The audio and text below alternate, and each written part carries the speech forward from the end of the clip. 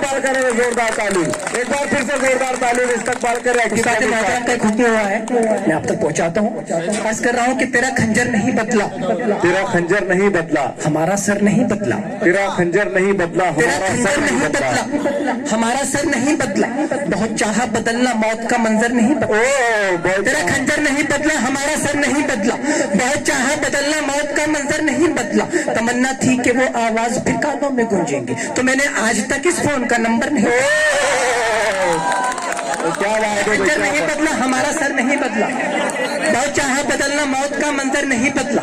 तमन्ना थी कि वो आवाज फिर कानों में गूंजेगी। क्या बात है भाई, बहुत अच्छा शेर, बहुत अच्छा शेर। नाम है शेर जी जी अच्छा। तेरा खंजर नहीं बदला, हमारा सर नहीं बदला, बहुत चाहा बदलना मौत का मंजर नहीं बदला। तमन्ना थी कि वो आवाज फिर कानों में गूंजेगी, तो मैंने आज तक इस फोन का नंबर नहीं बदला। समझता था कि मैं फेंका हुआ सिक्का उठा लूंगा, समझता था कि मैं फेंका हुआ सिक्का उठा लूंगा, समझता था कि मैं फेंका हुआ सिक्का उठा लूंगा। मेरे हालात बदले हैं मगर तेवर नहीं, तेरे हालात बदले मगर तेवर नहीं बदला। क्या बात है, जिंदाबाद भाई, जिंदाबाद। मुशायरा हो रहा है भाई, बहुत मुशायरा लूट रहे हैं अकीब जमीर साहब।